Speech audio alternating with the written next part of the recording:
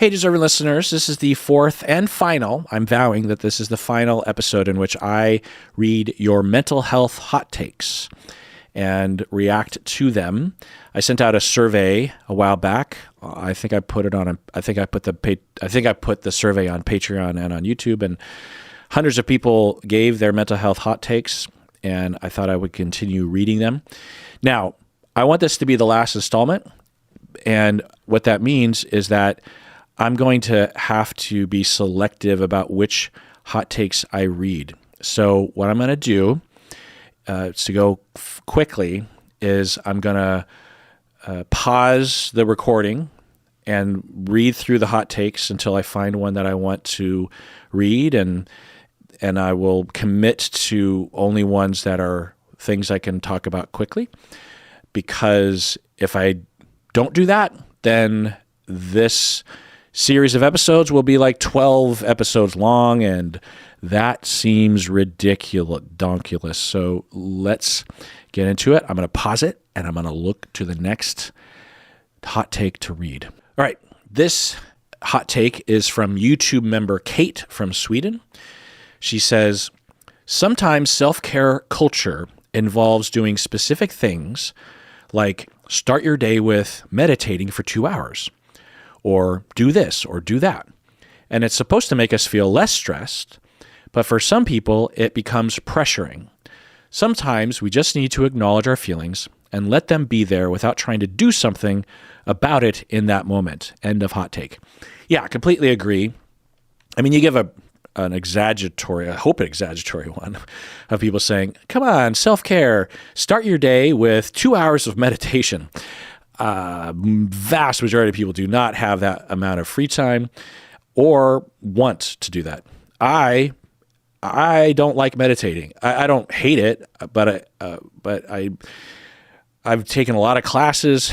I've done a lot of mindfulness stuff, and I like it when I'm doing it, but I never end up doing it. I know that there's evidence that it helps, and maybe it makes me some sort of a dumb person or something, but I don't know.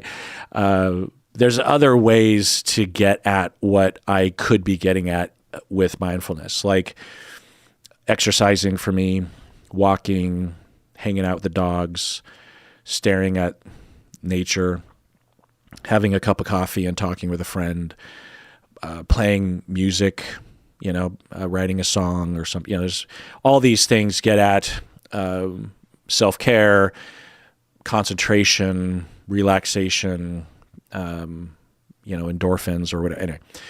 But yeah, I don't know if you're just in a particular algorithm on YouTube or TikTok or something, but some of these algorithms will, feed just a lot of videos and advice about self-care. You need to do this, and you need to like gardening. And then you're like, oh shit, now I've got to become a gardener. And yeah, I mean, I'm guessing that these videos aren't made to pressure people, but it can become that way. And I like your final sentence. Sometimes we just need to acknowledge our feelings and let them be there without trying to do something about it. Yeah. But I'm guessing that doesn't make a very good TikTok video. All right, let's pause it again. All right, this next hot take, anonymous patron, she says, teachers and other school staff who are not therapists or social workers should be banned from using mental health terms and providing mental health training, just like they are banned from doing surgery. Seriously, the field of education using the words triggered or mindfulness or gaslighting or attachment theory should be banned. It's not their role, and I only ever hear educators using these words incorrectly. End of hot take. Yeah, I mean, it depends, but generally speaking, yeah. And I've seen that. It's been an ongoing problem for decades.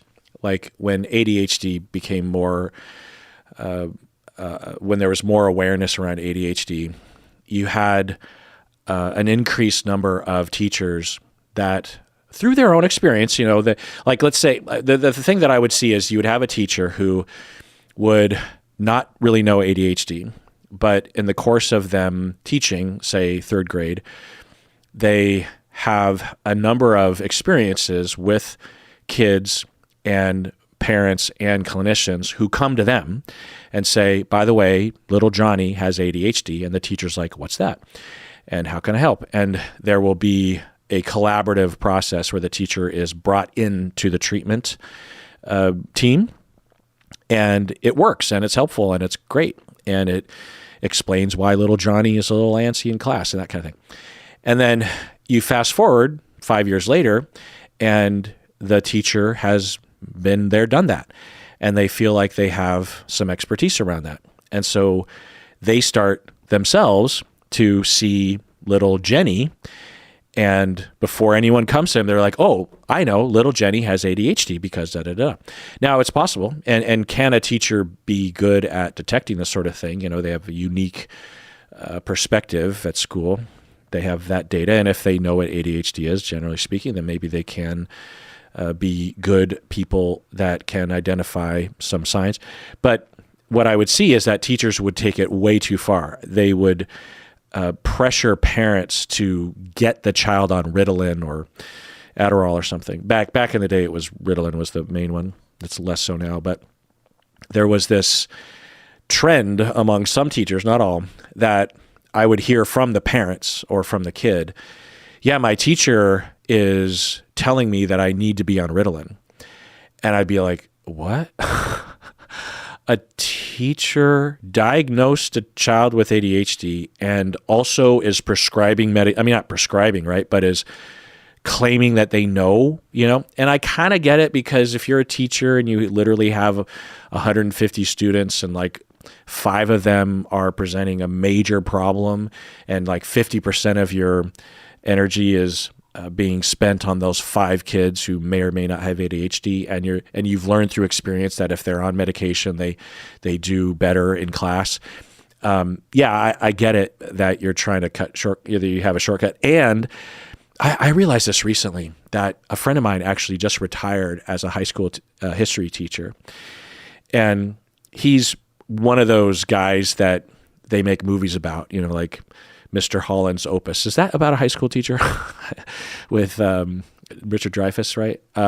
But he loves being a high school teacher. He was also like a part of shepherding a lot of young teachers himself. And we both went to graduate school at the same time.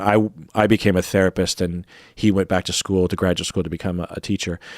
And he worked at the same high school his entire career, you know? So just imagine like all the kids that know him and love him and appreciate him, and all the teachers, you know. So he just retired last June. And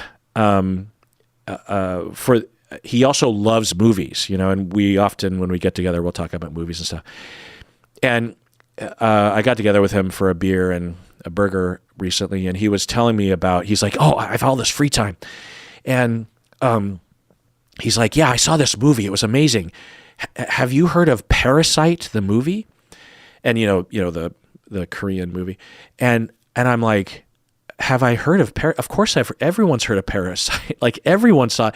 And I didn't say that to him, but there were a number of instances like that where I was like, oh my God, I always knew that being a teacher was time consuming, not just the day, you know, the commute and when you're there, but also like the amount of work you do at home and the stress and everything.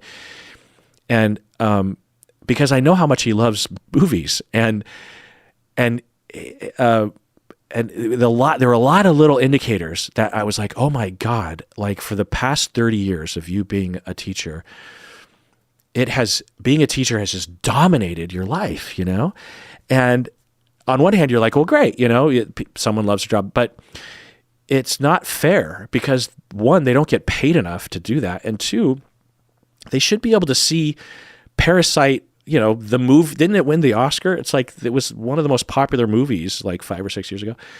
Anyway, so my point is that do I disparage therapists, or do I disparage teachers who are stretched really thin, are struggling with 1 or 2 students out of 100, and are taking shortcuts? Do I disparage that? No.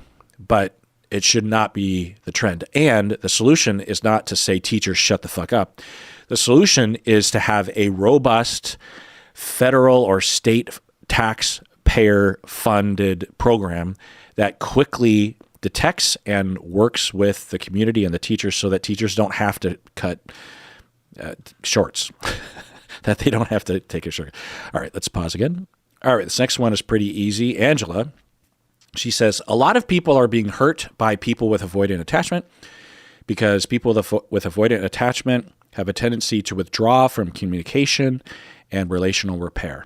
End of hot take. Yeah, completely agree. I don't know why this would be the first thing that Angela would think of when it comes to hot take. I'm guessing that Angela has experienced that or has experienced people denying this or something. But yeah, that's the hallmark of being in a relationship with someone with avoidant attachment, is that they have a tendency to withdraw, and they have a tendency to withdraw even from relational repair, avoid all of that. That's why we call it avoidant attachment.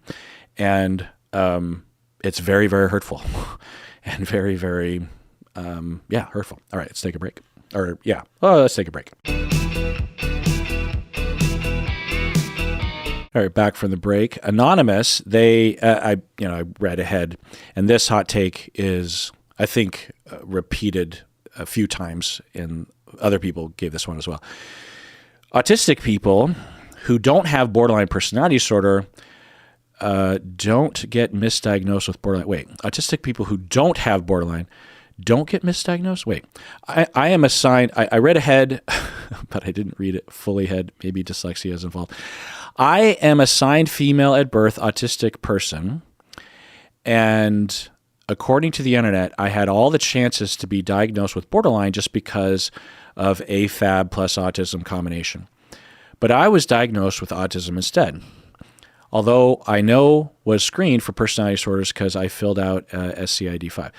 I just don't show any signs of borderline, and I don't really see how autism can present as borderline. Right. Okay. So I think what Anonymous is highlighting, because all of these hot takes are a reaction to something, right? I think that's the impression I'm getting. And I think what Anonymous is saying is experiencing online is a lot of people claiming that autistic people are frequently misdiagnosed with borderline, or people diagnosed with borderline are frequently misdiagnosed autistic people. And that does happen. I don't know to what degree off the top of my head, but yeah, it's, I mean, one, but it also, so, okay. So let me get to one thing that you said that I agree with, that I don't understand why people with autism are being misdiagnosed with borderline. In the same way that I don't understand why people with bipolar are misdiagnosed with borderline, or vice versa. I do understand why. It's because people don't know what borderline or autism is. And so there's a lot of people walking around with the authority to diagnose, and they don't know what they're doing. I would understand someone, upon first meeting a client with autism, I would understand if they would wonder if they had borderline, if that autistic person had a particular profile. It would have to be a very particular profile to be misunderstood in the initial screening process as someone with borderline. But I don't understand someone with enough time to assess someone and applying those labels. So there's that. But I'm also wondering if, Anonymous, you are pushing back at a lot of people who legitimately have borderline and are jumping on the autism bandwagon because there's less stigma around being autistic than there is about being borderline, which I don't even know if that's true, but I can imagine that being true. Or because of the discourse online around autism, and research has shown this, that most of the statements about autism on social media are false. And often a lot of those false statements are broadening the definition of autism to such a degree that it encapsulates way too many people. I think a part of the reason why this is because if you're a content provider, as I am, and I understand this, that you're always trying to come up with new stuff to post, and you need new interesting things. You can't just say the same thing over and over again. Now, I benefit from the sheer fact that psychology is a never-ending well to draw from. But if you're a content provider and you're known for autism only, then eventually you probably would run out of things to talk about. And so you might start grasping, and then you spread misinformation. And so I think that's one reason. Another reason is that autism can look like a variety of things. It's one of those things that has a foundation that we think we understand theoretically, or a small set of foundations, which I won't go into right now, but that genetics have to do with, or development has to do with, and brain development has to do with. And then the way it manifests, given that person's personality and their environment and gender or whatever, that it will look a variety of different ways. And those ways that it can look can be hard to distinguish between other things like borderline or schizoid or avoidant personality, or they're just socially awkward, or they are highly sensitive people, or whatever. There's just a lot of different things. And so I think there's a lot of things at play. So, but what you're saying is autistic people who don't have borderline are not getting misdiagnosed with borderline. Let's read the rest of your thing. So my theory is that a lot of people have both borderline and autism. It's possible that autism can make it easier for a person to develop borderline because of all the rejection due to social difficulties. Yeah. And not necessarily that you would develop borderline as a result of being rejected socially by peers, although that could be part of it. But autistic kids can experience often stress in their relationship with their parents because the parents don't understand. Even if the parents do understand, or even if the parents are aware that their child is on the autism spectrum, and everyone is doing everything they can, there can be misunderstandings and frustrations in that relationship that can cause problems. But can we imagine someone that is autistic and they're 2 years old, 3 years old, and the parents don't really know that the kid has autism, and it results in a mismatch of communication or misunderstanding each other, or things that are spinning out of control, like, look at me, have eye contact with me, or how come you're not listening to me, or how come you're not playing with other people, or what's wrong with you? Like, why are you fixating on this thing, or whatever, or stop flapping your arms, or whatever, I've seen that. And one of the very first clients that I ever worked with was a family along these lines. They had, well, I won't go into details, but anyway, let's pause again. All right, this one's pretty easy. Anonymous, she says, humor is the best coping mechanism. And yeah, best. It's a good one. All right, this one's interesting. So Anonymous, I'll just summarize because it's kind of long. But what they say is that they're like, I'm from Germany, and I've observed that people in the U.S. are generally prone to exaggerate the things that they say. I've heard this, by the way, before, everything is the best and the biggest, and everything is amazing, or the worst, or there's a way of being exaggeratory in the way that Americans will describe things, and we want like the biggest building, and we want the biggest company, or whatever, and so their claim is that exaggeration is part of U.S. culture, and as a result of that, you have a lot of Americans who are claiming that they have a mental illness when they're just exaggerating, or they feel the need to exaggerate it to the public or something like that. And I hadn't really thought about that as a possible factor to, there were a lot of hot takes regarding over self-diagnosing, and I think this is another angle to it, which, I hadn't thought about that. All right, this next hot take from Isa, she says, our mental health is compromised by our excessive screen time and the amount of speed at which we receive information. End of hot take. Yeah.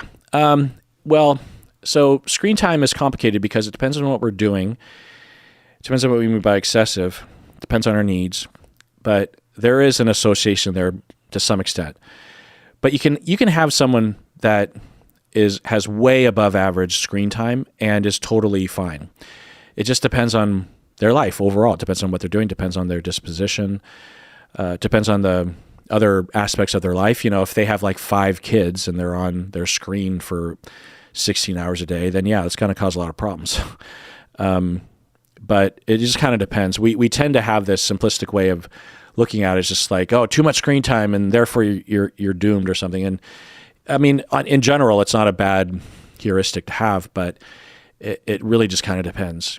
And then the other thing you say is the amount of speed at which we receive information. Again, it depends on what information you are being exposed to and what sort of system you have regarding taking care of yourself, regarding what sort of information that you are exposing yourself to. Now, some people say, well, you can't ignore things or you can't necessarily prevent certain information being fed to you or told to you or something. And yeah, but generally speaking, all of us have a fair amount of control over the kind, like for myself, I'll just say that with Reddit, I have every once in a while, I'll take inventory of the subreddits that I am subscribing to, because on my For You page, I have it set up in my settings, so I only see what is being posted on the subreddits that I subscribe to. Now, there are other pages on Reddit where you can just see, like, generally speaking, what's the most popular post, regardless of what subreddit community it's on. But 99% of the time, I am just in my personalized feed. And so I don't like seeing posts about like animals that are suffering. And so, well, this isn't actually a good one because I like to see it when animals are being taken care of, but I don't want to see the build up to it because it's too hard to watch. So sometimes when I come across those posts, if it's a video, I'll skip to the end. Like if I see the initial frame is like a dog that they found in a back alley and it's emaciated and, scared of everyone. I'll be like, oh, I can't watch. And I'll skip forward in the video and the dog's like all happy and their fur's all fluffy and they look like they've gained a little bit of weight and they're running around makes you want to cry thinking about it. So yeah, it's all along the lines of that. Yes, the speed of information, meaning that if someone is murdered in any town around the world, or if there is an atrocity of war that happens on the other side of the globe, and there's someone there who took video and is posting it, and on your feed that you allow to be exposed to, you allow yourself to be exposed to it, and you see something that happened 5 minutes ago in Gaza, for example, and that takes a toll on your mental health. Yeah, but yes, the speed of information is playing a role, but we all just need to take care of ourselves. Now, I think what you're saying, Isa, is that not necessarily for you, but for everyone else, because other people aren't paying attention to watching what they're exposing themselves to. And yeah, I agree with that. I think that we need to change our schooling system to adjust to the reality of humans on their lives. And I think that there should be a lot of time spent. Like, I think that there should be like one whole class that is taught every single year for kids in, like once you get in my neck of the woods, as soon as kids get into the 6th grade, then they take multiple classes, right? They have like first period is math and second period is history and third period is language.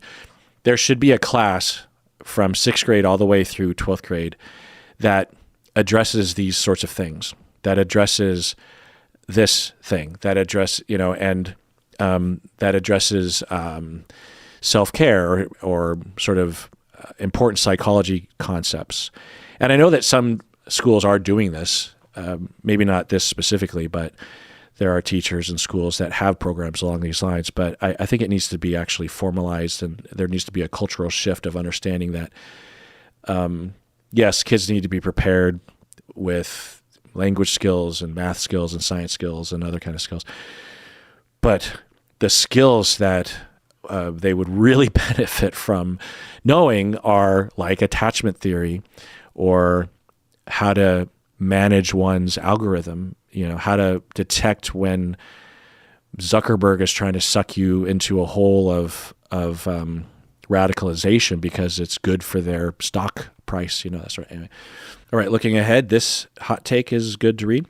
Long-time lurker Miri, she says, we don't all suddenly have ADHD. It's just nearly impossible to keep up with the expectations of modern-day professional life without stimulants. End of hot take. Yeah, agreed. This is a pretty well understood aspect of the increased prescription of psychostimulants and the increased diagnosing people with ADHD, that a part of it could be a result of the ever-increasing cultural expectation of being productive and contributing as labor to Zuckerberg and others. Because when we compare our work week and our work day and the tasks that we had to do in the past to the kinds of things that are expected of people today, then it makes sense that there would be a lot of people who would feel like they're underperforming and are lacking in energy, especially when you consider all the things in our diet and our sleep and all the other stresses in life that are causing problems to one's health and one's sleep and addiction and all, and so it seems pretty clear that there's a percentage of people, I don't think it's very high, but there's a percentage of people who are being misdiagnosed with ADHD or are seeking meds because by tricking their prescriber into thinking that they have ADHD because they need psychostimulants to keep up their energy and keep up their focus so that they can keep up with the ridiculous expectations for people to be productive all the time. Again, I don't think it's a huge percentage. It's probably 3% of those with prescriptions to ADHD medications could be legitimately solidly in that category. Could be more, could be less, but yeah, agreed. All right, let's take a break. All right, we're back from the break. Skipping ahead, Anonymous, she says, people with personality disorder should not be allowed to be politicians. Are you referring to anyone specific, Anonymous? No. Because just because you have personality disorder says nothing about your awareness, your recovery, how it manifests, the type of personality disorder it is, whether or not it affects your political decisions in a good way or a bad way. Like you could have, say, someone who suffers from narcissistic personality disorder, and because they are trying to be the most superior liberal and they want to be seen as the most benevolent politician of all time, that due to their pathology, they actually pull together a lot of political movements and they work really hard to galvanize the government to do a lot of good. Things that from the outside, we would say that was a good thing that they did that. And that person was completely driven by their personality disorder. They didn't care deep down about that benevolent political drive, but they achieved it. So just because you have personality disorder should not disqualify you. You would just think that the public would be able to look at someone and say, my God, that person is insecure and is doing everything they can to come across as superior, and I don't want that person to represent me because I don't trust them to make the right choices when it comes to actually doing what's good for the American people, because they're primarily concerned what's right for themselves. You would just think that would occur. There's a similar hot take or assumption or something in my field that it's like, well, you can't be a therapist if you have a personality disorder. And empirically, that just isn't true. Again, it depends on the type. It depends on the way it's manifesting. It depends on the insight, the amount of healing. Now, some people would say, well, if you're a good therapist and you quote unquote have borderline, then you must not really have borderline because you wouldn't be able to function. And that's just not even true. But it's a hot take that you're giving. All right, skipping ahead to this one. And this hot take is a more direct way of saying what I think some of the previous hot takes were getting at. This person says, frequent reflection on your trauma can easily become wallowing, and that's not healthy. Time to move on, exclamation point. So let's read this again. Frequent reflection on your trauma can easily become wallowing, and that is not healthy. It's time to move on. End of hot take. Well, if you could give me an example of this, which, there might be some legitimate examples of this, then I would say, yeah, I wouldn't word it like this, but yeah. But this sentiment in our society of you're weak if you're focusing on your trauma, or look at me, I'm fine and I don't have to focus on my trauma, or you have individuals who are in denial of their trauma and are at war with themselves about their trauma, and they consciously identify with the part of them that is trying to shame them for having emotions or trauma. And can that, through projective identification, be externalized, that you have individuals that are attacking others for addressing their trauma when really they're attacking themselves for having trauma, or, the internalized shame about that? Yeah, that happens. And the previous hot takes that I was reading about, like, not everyone should be in therapy a long time, or you should not be focusing on yourself so much. And like I said, there's some wisdom to that. And there could be some wisdom to this hot take as well, of just like being fixated or purposely focusing on your trauma as a way of, I don't know, getting attention or avoiding or something. Can that happen? Yeah. But it all comes down to this phrase that I would often hear from people that is like, stop dwelling on the past, or stop dwelling on trauma, and 99+% of the time when people are saying that, they're just shaming people for being traumatized because it's inconvenient to them or something. And we have a, pretty robust societal notion that it's weak to do so. And so what I find is that if someone looks like they're wallowing, then in all likelihood, they need to wallow. And if they get enough support and they have enough self-compassion through that wallowing, then they will emerge without any urge to wallow anymore, because it's sort of like the way we treat kids. If a child is being very clingy, the answer isn't to say, you're a mama's boy, get away from me. The answer is, obviously their needs of attachment security are not being met. I need to lean in and provide that 4-year-old with love and attention and warmth and attachment security. If I give that child enough of that, then that child will naturally not want to cling to me, because when people are given enough attachment security, they want to have a balance between exploring the world and being with you. So if someone seems from the outside to be spending too much time looking at themselves or too much time wallowing, then there's a good possibility that they've never been allowed that. And maybe they're going through a particular high amount of wallowing in this moment because they finally feel safe enough, or they finally have enough self-compassion or awareness, or they're finally being paid attention to around this. And it can look like, my God, when is this going to end? Well, typically it ends when they get their needs, when they're fulfilled enough. Now, can some people get kind of locked in on that? I don't know. Maybe.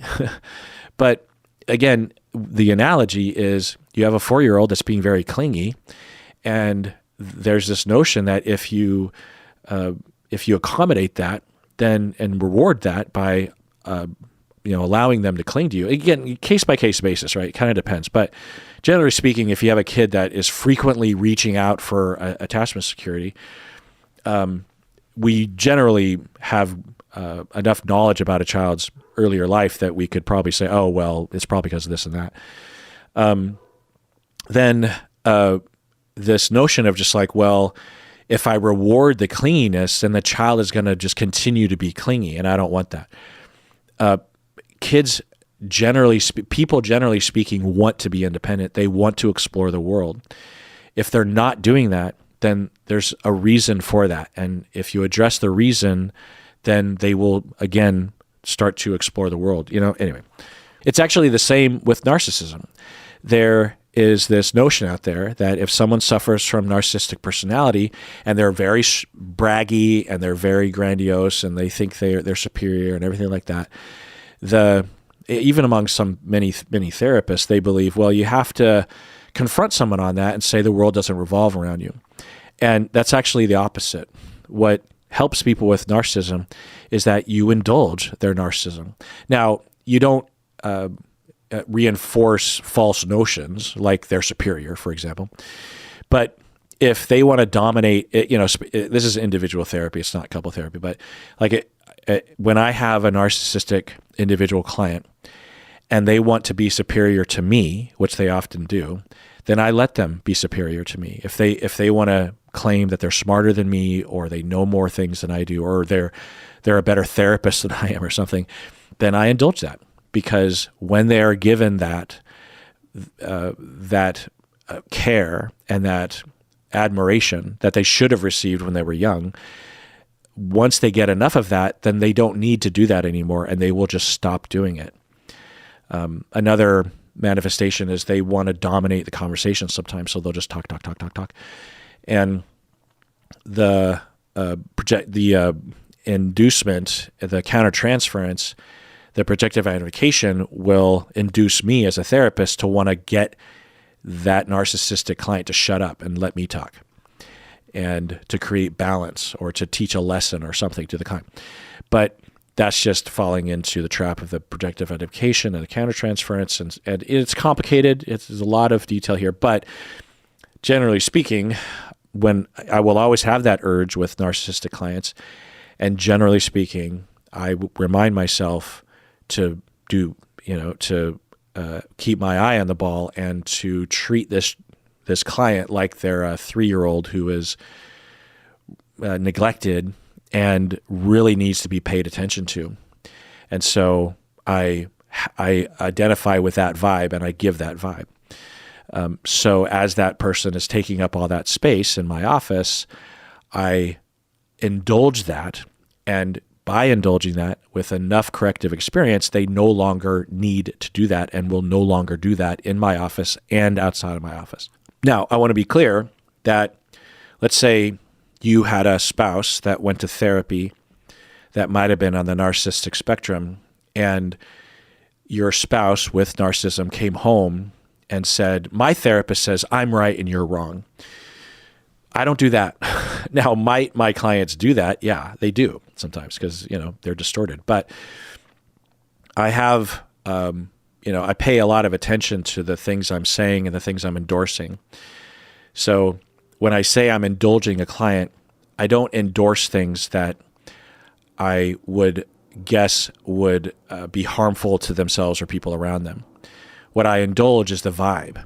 Like if they want to yammer or take control of the conversation with me, or claim that they know more than me or something, or they need to keep me at a distance emotionally or something like that, I let them do that. But if they were to say, and so this is them talking to me, they're like, yeah, Kirk, I'm really, really smart, and my wife, she's really, really not smart. And so we both know that that's true. So when we're having marital fights, I'm always right. We just have to admit that. I'm not going to indulge that notion as a therapist. I'm not going to be like, yeah, you're right. It depends on the situation and the client as to how I would respond. But I might even respond with, especially if we're further down the road in terms of treatment, and I've already told them that they're on the narcissistic spectrum, then I would say, well, let's look at that. Because from one angle, that's a narcissistic defensive statement of I'm superior. And maybe you are quote unquote smarter if we look at IQ or something or knowledge.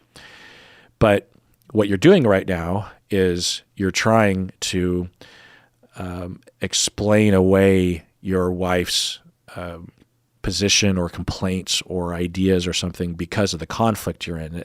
This isn't just an intellectual thing. You get into fights with her verbally, and it's threatening when she is upset at you because you worry deep down that she's going to leave you. And your defense against that is superiority. And you're trying to tell her that you're superior because I'm guessing you're trying to keep her close.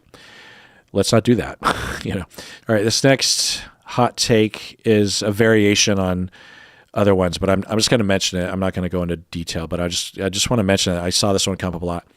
This person says, I'm tired of people using diagnoses as an excuse for bad, careless behavior. I'm tired of people using diagnoses as an excuse for bad, careless behavior. End of hot take. So I've seen a little bit of this, but I'm wondering if people's algorithm is feeding them a lot more of things that look like this, or if this is just another manifestation of mental health stigma that's manifesting itself. I don't know. It's just something to think about. It's something to think about that so many people had hot takes that were in this category. All right, this next hot take is kind of interesting. Jennifer they're all interesting, but in a particular way. Jennifer from North Carolina. So I'm just going to summarize what she's saying here, is that she is saying that upon listening to my podcast, although she doesn't think she has borderline personality disorder, she thinks she's on the spectrum somewhere, but below the threshold for diagnosing. And she notices that she will idealize and devalue relationships, and it's causing problems. And she has brought it up with her therapist, and her therapist rejects it out of hand, saying, you don't have borderline, so knock it off. Stop diagnosing yourself, or you're nowhere near that, or I don't believe in borderline or something. And Jennifer from North Carolina is saying, I don't like that. Just because I don't have full-blown borderline personality doesn't mean that I can't talk about my schemas that could be characterized as putting me somewhere on that spectrum. Like if 80% on that spectrum means that you have the full-blown disorder, I'm like 40% or something. And I want to talk about that. And the way that I talk about it is through the language of borderline personality or preoccupied attachment or something. And I don't want to be dismissed by my therapist, who is in their way trying to advocate for me by not letting me over-pathologize myself. And yeah, that's an interesting hot take. All right, this next hot take from patron Ryan from Montreal. He says, authenticity in therapy isn't about transparency, it's about congruence. Our clients don't need to know everything about us, but they need to feel that what we share is real. End of hot take. Yeah, the word authenticity can be difficult for people, and therapists included, to understand what that's getting at. Because authenticity, as it was developed among the humanistic psychotherapy people, they did not mean full self-disclosure. What they meant was congruence. What they meant was that when you care about a client, or when you convey positive regard, that it's authentic. Now, people like Fritz Perls and others took it in a different direction, where if you felt angry at a client and you couldn't help but to express a little bit of that, then you should not create a double bind or a crazy making situation to the client by claiming that you're not angry, or that you don't dislike the client or something. You should be authentic along those lines. And there's a lot of debate that we could talk about. But yeah, I don't know if you're getting at this, Ryan, that there are people, like specifically to the situation where you have a therapist who is sexually attracted to their client. And, I've talked about this a lot, but there is a school of thought, and it's not necessarily wrong, but it can be misguided at times. I would say it often is misguided in this context, that they're of the belief that you need to be authentic or honest, and that you don't want to create a crazy making situation for the client. And it's good grist for the mill for you as a therapist to say, I am sexually attracted to you. You're my client, and yeah, I do have sexual attraction to you, while also upholding the boundaries of not having sex with your client, that kind of thing. And I used to, in my early career, think that that way of thinking was probably fine. It wasn't something that I did, but I was like, okay. The more I hear of examples of therapists that will do this, the more I'm just like, generally speaking, no. If you have a sexual attraction to a client, don't deny it to yourself. Get supervision, get therapy, talk about it with, your people, do some reflection, but don't burden your client with that information.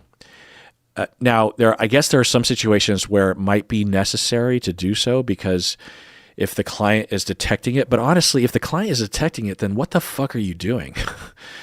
So I don't know if that's what you're talking about, Patron Ryan, but that's an example of that, of just like, you can retain authentic approaches to a client without telling them necessarily about this issue. Now, can you tell a client that you're sexually attracted to them? And could that be a neutral or positive thing for the treatment of that client? Yeah, but usually not. Whatever sort of thing you're trying to get at with that could be gotten at through other means, and it's such a risk. And almost all the time, it screws things up. The client is confused, and almost all the time, at least anecdotally, when I hear of a therapist saying this, it's a prelude to them hitting on the client and actually trying to have sex with the client. All right, here's another interesting hot take. Dutch boyfriend, he says, it's good for your mental health to not think about yourself so much. It's good. Oh, no, sorry. So that was another example of that same. So the one I wanted to read was by Deutscheni. I don't know. He says, narcissism is the most overdiagnosed and underdiagnosed personality disorder out there. End of hot take. Yeah, I agree. Narcissism is the most overdiagnosed. I mean, I don't know if the most, but it is very overdiagnosed, with all the talk about he's a narcissist or she's a narcissist or something. Yeah, it's when it's like, what are you seeing that is causing you to think that? And underdiagnosed because personality disorders are hard to detect, and a lot of people don't know what narcissism really, really looks like, especially covert narcissism, and it's also underdiagnosed. All right, skipping down, we have a hot take by patron Ashley. They say, I'll just summarize. They're saying that shame isn't always bad, that often it is bad and internalized voices that are harming us, but shame is actually a good thing in that sometimes it will alert us, the feeling of shame can alert us to instances where we are behaving in ways that are counter to our values, like if we were to cheat on our partner, or if we were to lie to someone impulsively and feel shame afterwards. And yeah, I completely agree. I've gone on this rant before. I don't, patron Ashley, you might literally be the only person that's ever agreed with me on this. I don't even know if you agree with me because you're saying a different kind of angle of this, but yeah, I don't, it's not really a hill that I want to die on because it doesn't really matter. It's kind of a semantic thing. People will say, shame is the bad one and guilt is the okay one. And okay, it doesn't really matter to me. But I think that in some very rare instances when someone is feeling shame, it is particularly helpful to identify it as shame because it is a little different from guilt. Again, it's a semantic thing, and people will define shame and guilt in a variety of different ways, and that's fine. But when you have the feeling of shame or guilt, sometimes it just depends on the way you're looking at it as an individual looking inward, But the only reason why I am on that soapbox occasionally is that I hate it when therapists they give the notion that any self-reproachment is evil, is a result of oppression, or is unfair to you. And yeah, the vast majority of self-reproachment, telling yourself that you did something bad, is internalized bad voices. Like if you said something not so smart at work and you're beating yourself up on the way home, then yeah, that's horrible. People say unsmart things all the time. There's nothing wrong with you. You don't even have anything to feel guilty about. But the notion that one should never feel guilt or one should never feel shame is ridiculous. there's a reason why we have that feeling. It's to help us, really.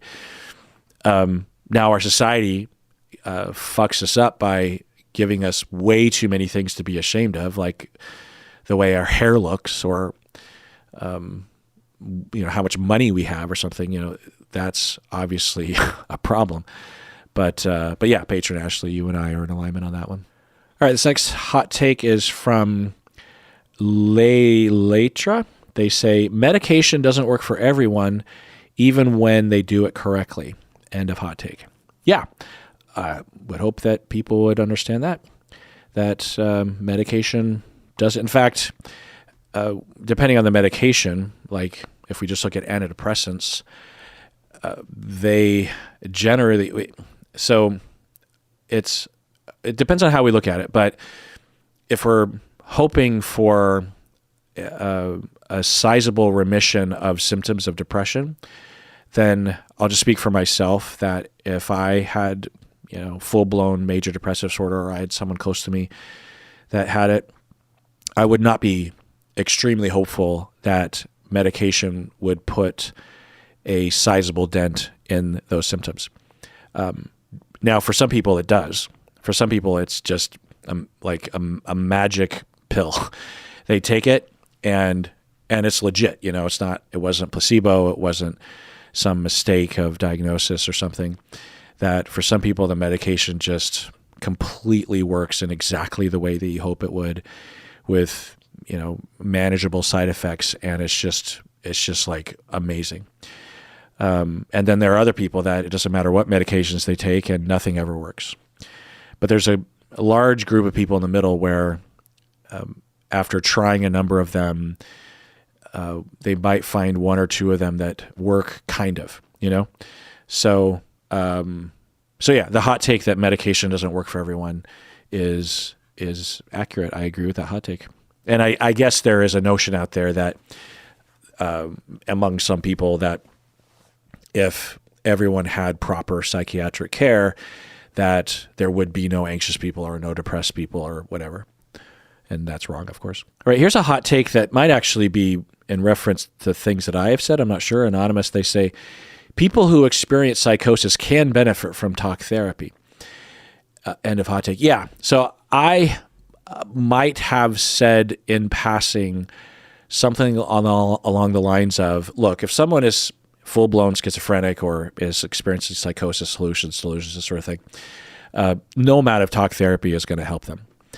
And the reason why I say that is because I don't know how many people believe this now, but people believed it in the past that, if someone has schizophrenia, that therapy is what they need. But there's a chance that therapy isn't going to help at all. Plus, in the short term, it usually doesn't do anything. You need a management system around them, a support system, and medication. Do those things always work? No, but those are the first things you want to do, and really the ongoing things for people, right? And for a lot of people, talk therapy is not really the answer when it comes to addressing the schizophrenia or the schizoaffective or something like that. But it's well understood that stress and relationships and internal strife and trauma contributes to the development and the presentation of the disorder over time. If you have schizophrenia and you're properly medicated, but you go through a really hard experience in life, relationship like a divorce, then there's a chance that your symptoms will reemerge, even though you're medicated, you have support and all that stuff. Also, just because someone has schizophrenia doesn't mean they also don't have all the other issues that are addressed in therapy, like marriage or self-esteem or something that might be related to schizophrenia, but might have nothing to do with it. Also, there are a lot of people that seemingly develop, or a major factor in them developing schizophrenia was trauma. And so trauma therapy is warranted regardless of the schizophrenia, because there are effects outside of schizophrenia related to trauma. Plus, if they address their trauma, then maybe their symptoms will be a lot easier to manage. So, and plus, when you go through an episode of psychosis, it is really, really tough afterwards to look back and say, oh my God, especially your first one, if your very first manic or your very first break from reality, especially, so typically people will have signs of mini breaks from reality, not all the time, but, like 15 or 25, and then they have a full break at 28 years old or something. Well, after that break and as they recover, emotionally, it's very difficult to recover from, because now you're in a new reality. You have to deal with this fact that there's something about your brain that causes this. Even if you're properly medicated and you're compliant and all this stuff, there's a lot of stress to kind of sift through, and maybe grief you could think of, because you're grieving the loss of the notion that you wouldn't have that. All right, this next one is maybe controversial for people. Anonymous, they say, if you have a friend who is self-harming or suicidal, you are allowed to cut them out of your life if helping them is having a negative toll on your own mental health and they refuse to seek help from a professional. End of hot take. Yeah, allowed, of course, you're allowed to. And if you grew up in an environment that said that you should always care for others regardless of how much toll it takes on you, then that's obviously not okay. And even the way you're specifically laying this out of just like, look, if someone is suicidal and you're trying to help them and you're worrying about them and that's all taking a negative toll on you, and the person isn't doing what you're advising them to do, like get help or something, then is it morally okay to break up with them as a friend? Then I would say yes. Again, case-by-case basis. Well, what I'd say is you can be friends with whoever you want to. No one can tell you otherwise. All right, here's a hot take. Christina says, therapists only validate and don't challenge people, which makes the person worse. End of hot take. Well, some, but I would hope most not, but maybe many do. That the therapists will only quote unquote validate and not challenge them. Plus, there's another alternative beyond validating or challenging that is where I usually am at. I'm not, especially if it's a client that's telling me about something that they're doing or an approach to life or something, that through proper phenomenological listening and exploration, the client will naturally, often, not always, will naturally gravitate towards a position and a way of thinking and behaving that is more in line with their needs and other people's needs. But yeah, are there many therapists that will only validate and not challenge people? Yeah, unfortunately there are. But there are also therapists that never validate and only challenge.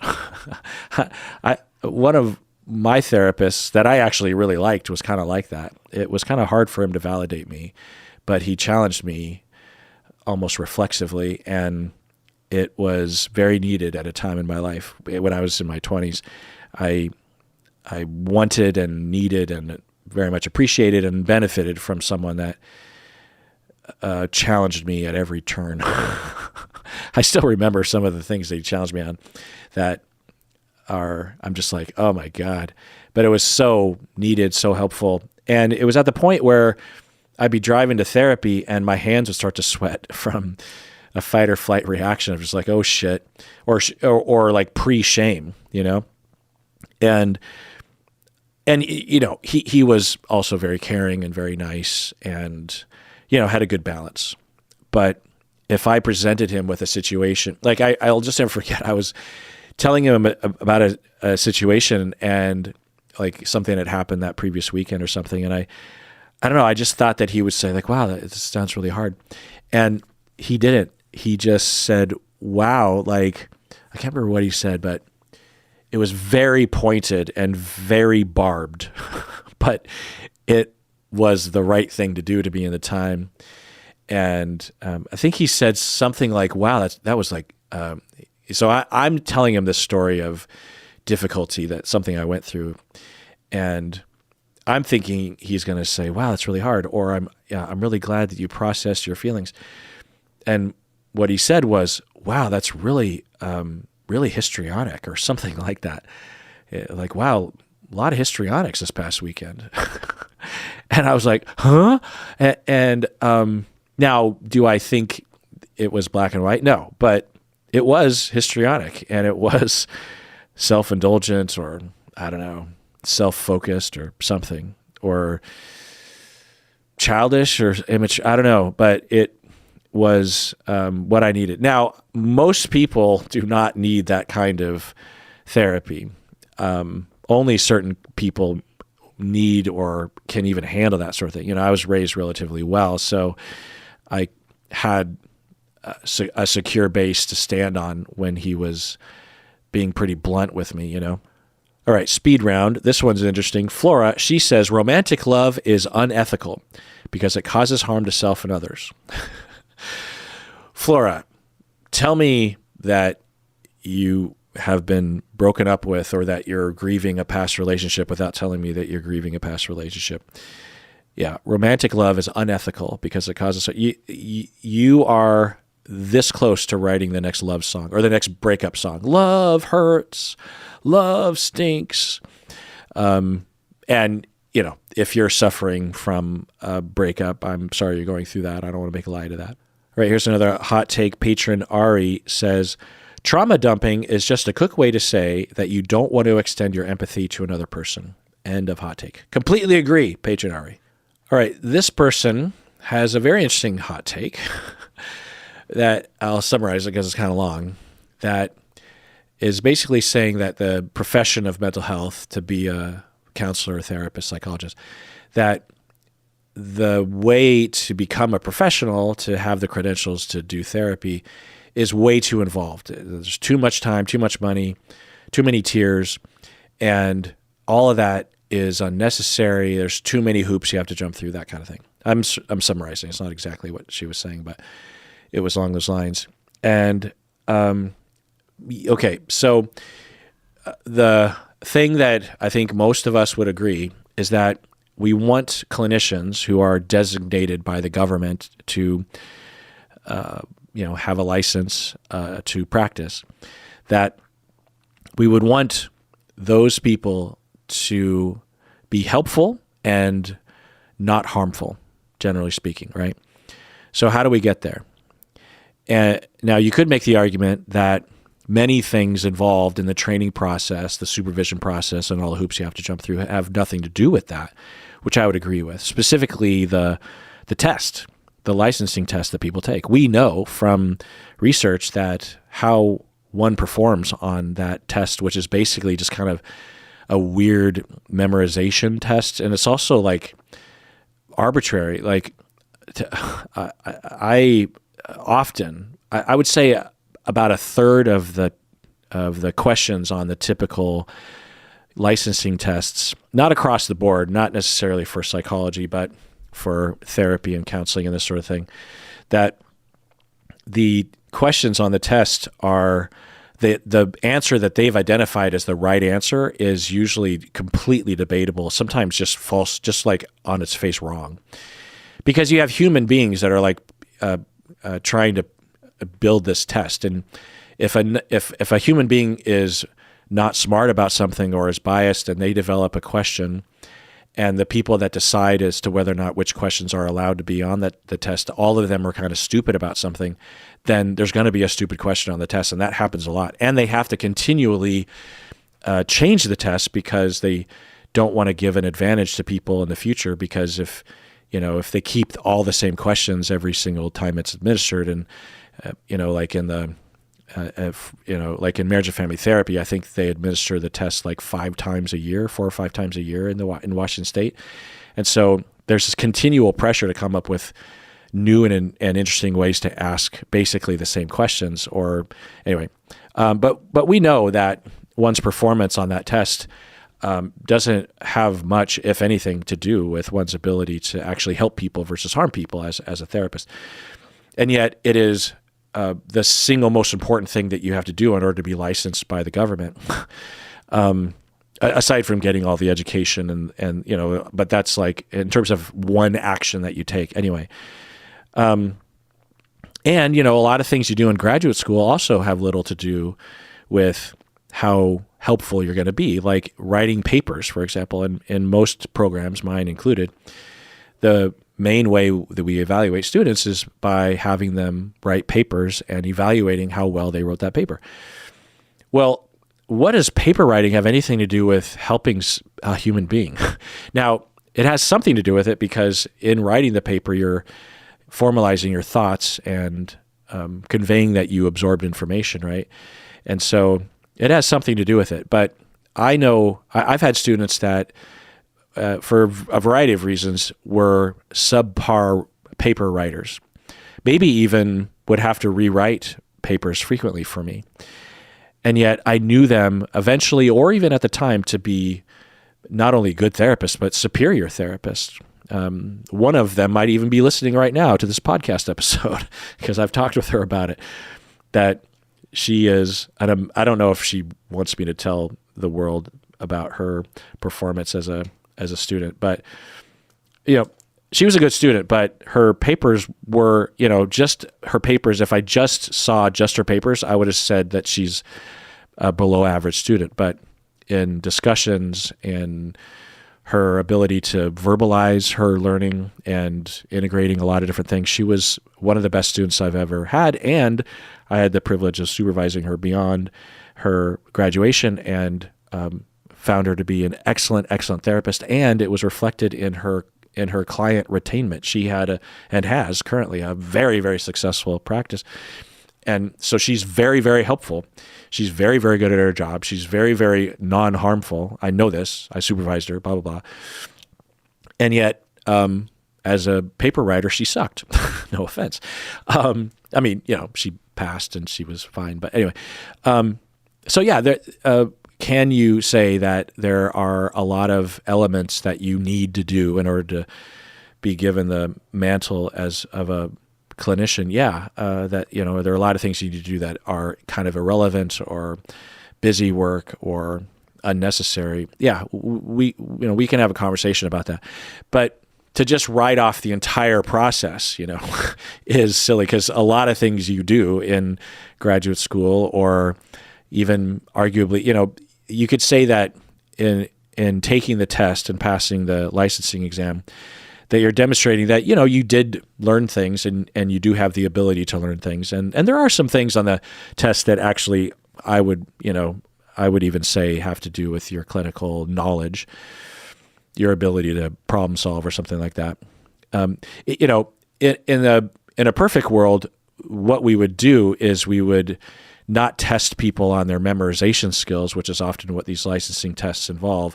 What we would do, especially with those professions that are solely clinicians, like therapists and counselors, we would have a team of experts objectively observe and evaluate them in a session or a series of sessions or something. And we would say, or we would throw various different clients at them, like you have like an AI bot that is depressed or something. And because, if the person taking the test doesn't do a good job, you don't want to harm an actual client. You know what I mean? But that would be way too expensive. It would be ethically problematic. And so, we got to do what we got to do. But anyway, let's move on.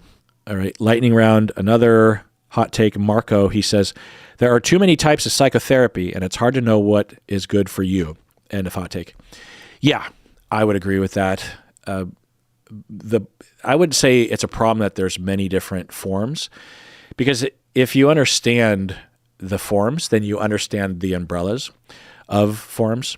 So when you hear about a new form, and you learn what it's doing and what its theoretical premises are, you can say, oh, that is a form of humanistic, or it's a form of systemic, or it's a form of postmodern or something.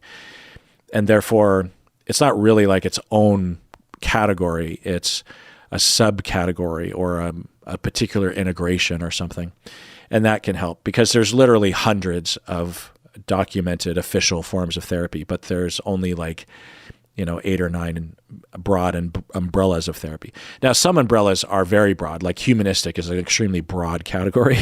So that's not always easy, but there's that.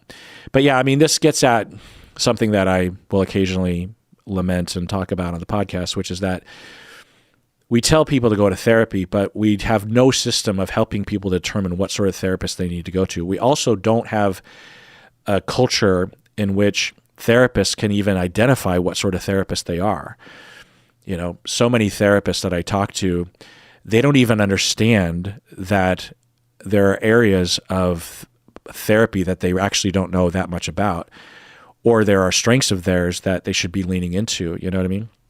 So we just have this thing called therapy, and we have these professions called therapists. To me, it's akin to having like a profession that was called like physician, and it includes everyone. It includes dentists and foot doctors and cardiologists and cancer doctors and brain doctors and psychiatrists, even veterinarians. It includes any medical professional, and they're just all called physicians. And when you have a heart attack, or you have depression, or you broke your leg, that people say, well, go to a physician.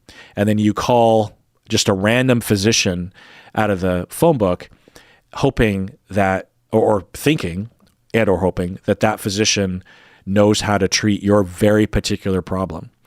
That's what we're like in mental health.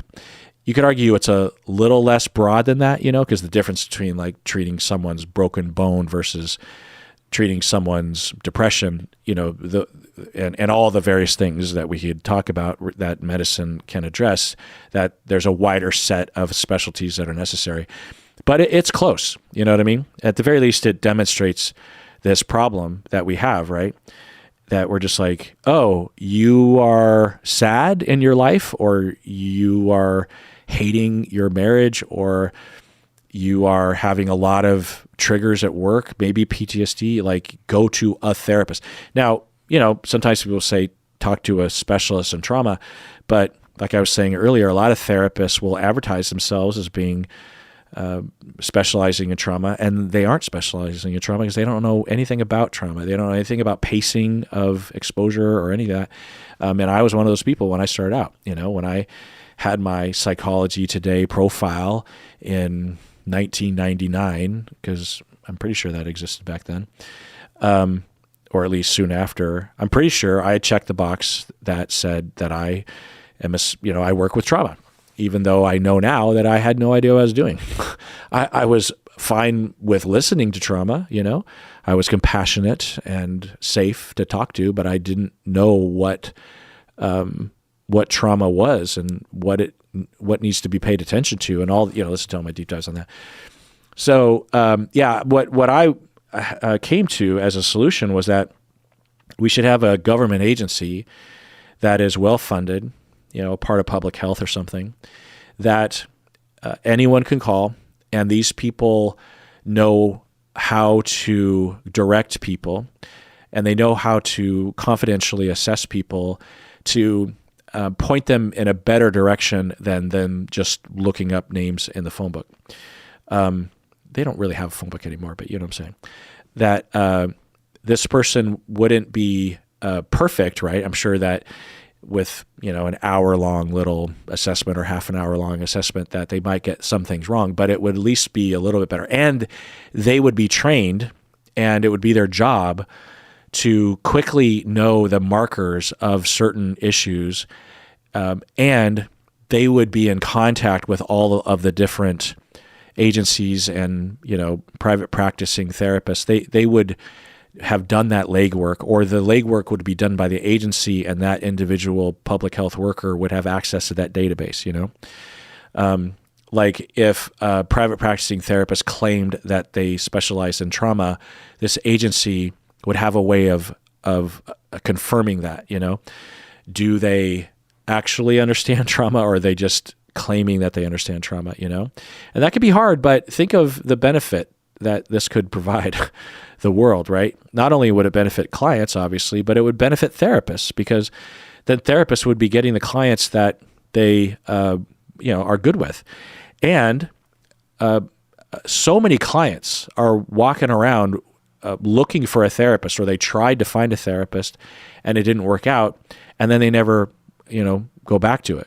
So there's this demand that is not being met by the supply, even though the supply is there.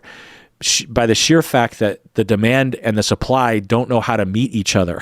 They don't know how to reach each other, All right, speed round.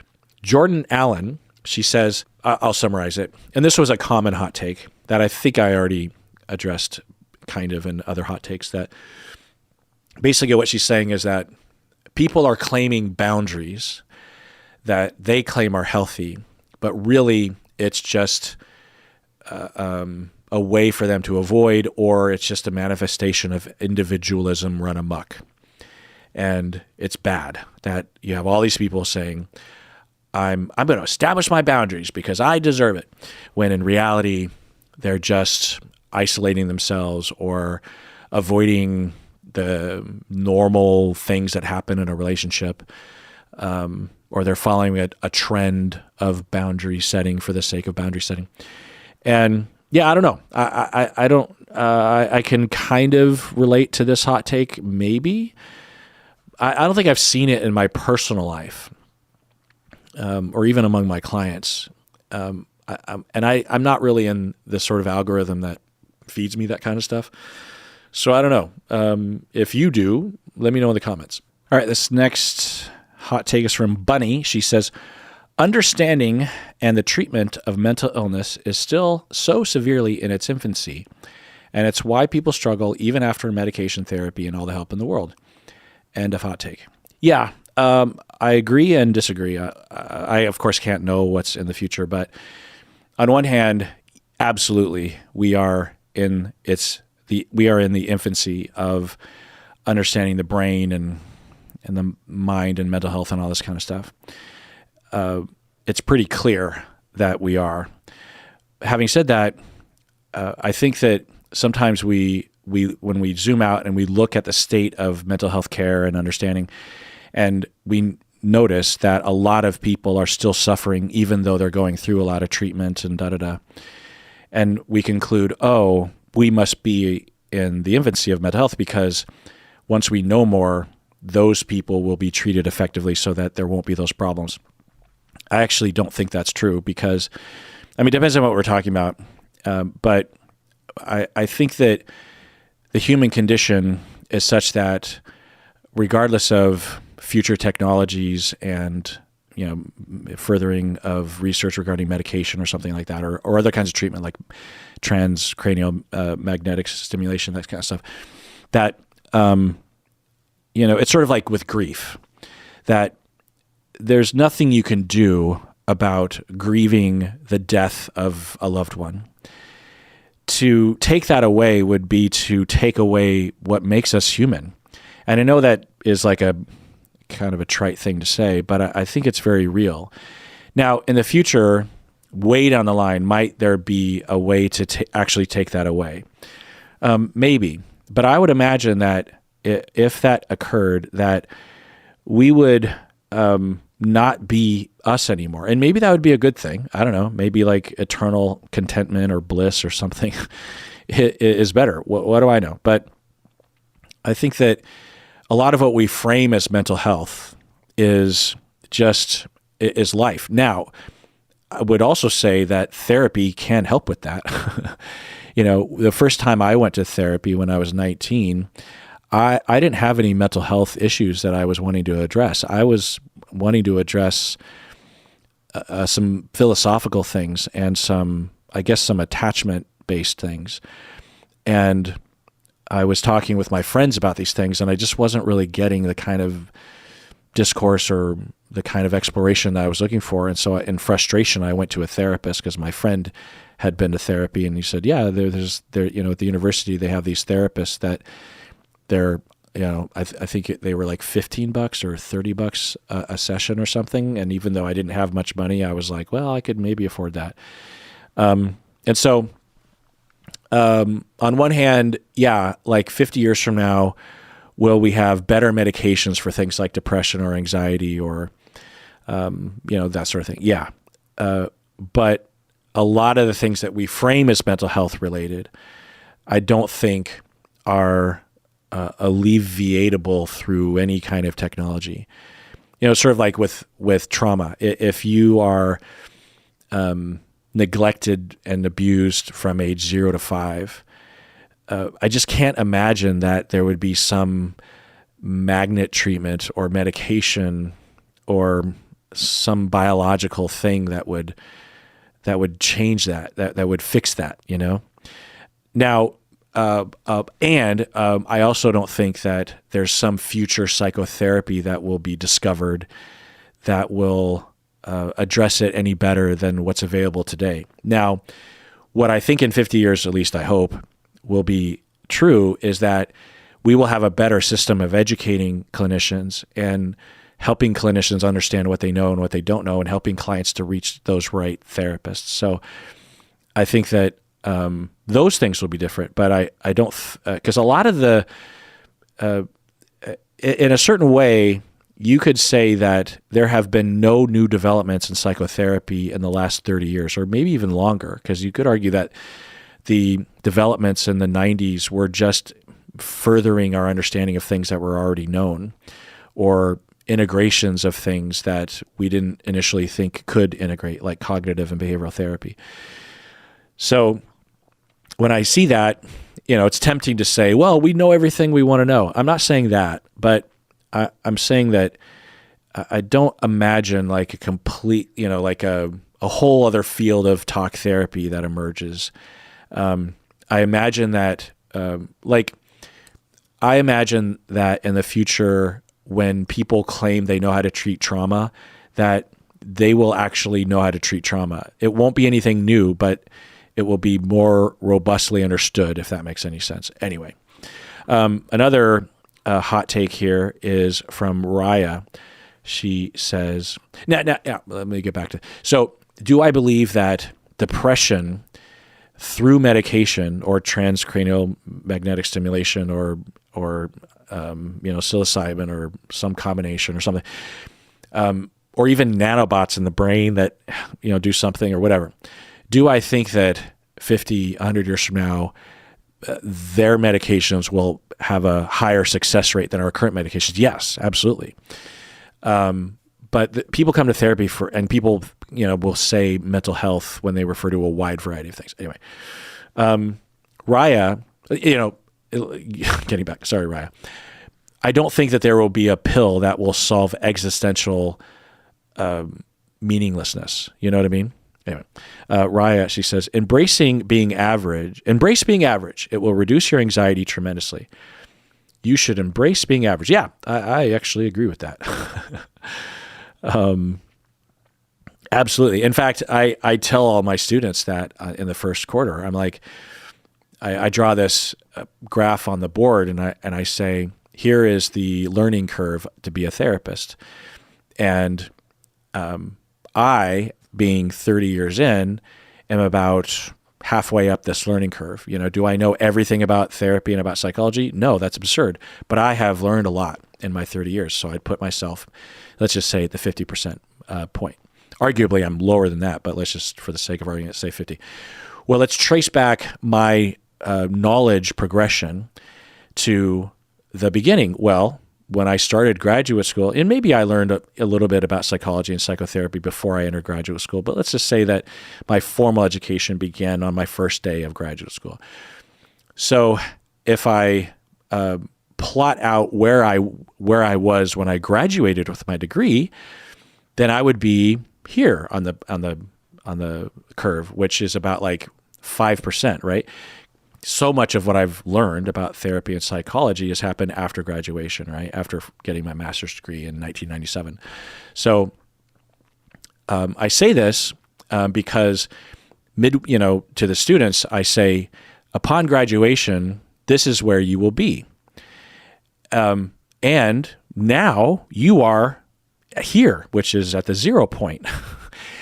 And I tell all my students, it's not to dishearten them or to make them feel stupid.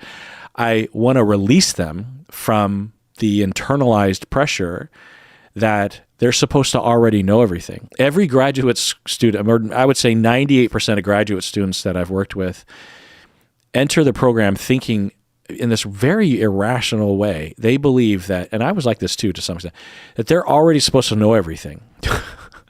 that they're already supposed to know everything about psychology, everything about psychotherapy. They're already at the first day of school, they're already supposed to be a good therapist that knows exactly how to listen to people and da-da-da-da. And it's like, that doesn't make any sense, right? So now there's various different ways to look at it, because new students typically are good listeners and have compassion. So that goes a long way when you're a therapist. So it's not like they don't know anything about anything. But generally speaking, even for life, that if you can just embrace that you're average, because you probably are average, then it releases you from the need to prove to yourself and others that you're above average. When we survey people and ask them what percentage of drivers are worse than you, there's various different ways of asking this, but what they find is that something like I can't remember exactly how to, there's various different results of these studies, but basically what they find is that the majority of people think that they're above average, but that's mathematically impossible, right? Because, there should be equal number of people above and below average, but we all think we're above average, or most of us think we're above average. And it's this bias that we have, obviously there's a little bit of narcissism in there, but also I think that when it comes to life, we just think that we're supposed to be striving or better, or anyway, I'm getting off topic, but Raya, I like your hot take. This person says, dissociative identity disorder should not be a personality disorder, but rather thought about as a complex trauma response. End of hot take. Well, yeah, because dissociative identity disorder is not a personality disorder. Who thinks of dissociative identity disorder as a personality disorder? Is that a thing on TikTok, or what's going on there? But yeah, everyone who knows anything about dissociative identity disorder, or any sort of dissociative disorder, that generally speaking, it is a complex trauma response. Yeah. Oh, I wonder if what you're referring to is that you'll have people that will say that dissociative identity disorder isn't actually a thing and that people are making it up or something, which is silly. Do some people make it up? Yeah. Research shows that a percentage of people make up that they have dissociative identity disorder, but the vast majority of people are not making it up. I don't know about the people online, because that's a different set of people. Of the people with dissociative identity disorder, how many of them are public about it? I would guess anecdotally, it's a pretty small percentage. Of those people who go online and talk about it would be an even smaller percentage.